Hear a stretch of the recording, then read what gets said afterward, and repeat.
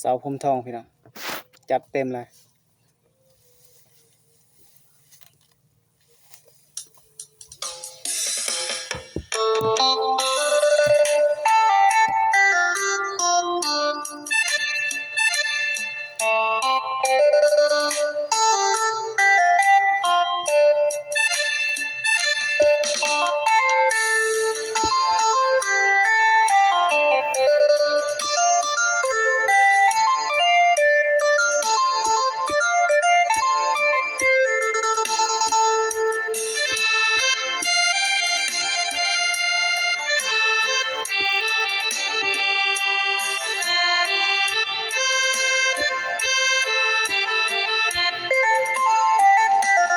ผมดำน้องสางมาทำให้มันดอน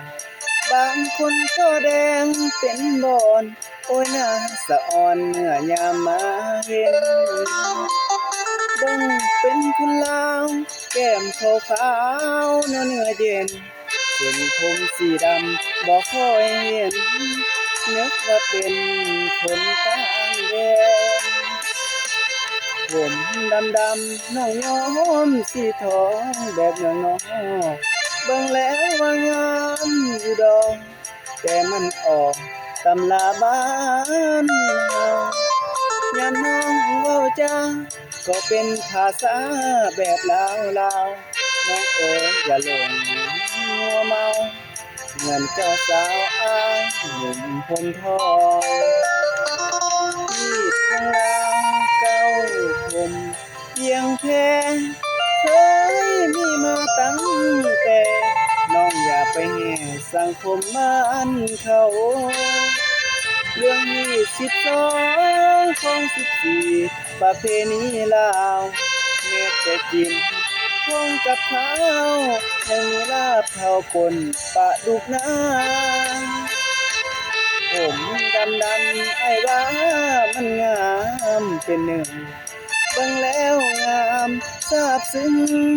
ใจลำพึงเสน่ห์มาแห่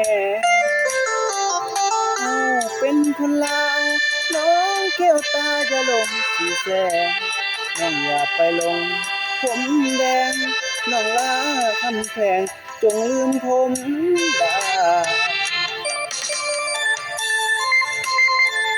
ไลค์ผู้แชร์ด้วยพี่น้องเด้ออย่าลืมให้กำลังใจนะพี่น้องเด้อทุกท่านสบายดีเด้อ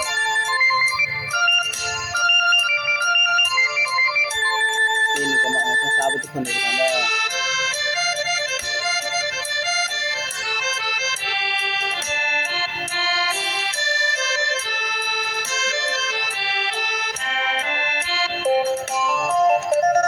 ที่ของเราเก่าผมเบี่ยงแพ้เคยมีมาตั้งแต่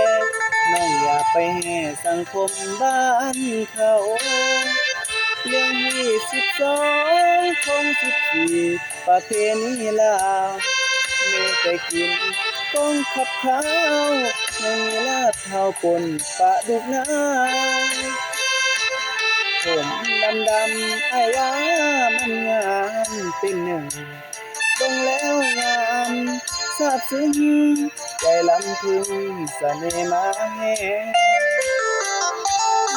เป็นคนลาวน้องแก้วตาอย่าหลงสีแสงน้องอย่าไปหลงผมแดงน้องลาคำแพงจงลืมผมดานอย่าลืมกดไลค์กดแชร์ด้วยเลยกดไลค์กดแชร์ด้วยนะอย่าลืมติดตาม Subscribe ด้วยนะ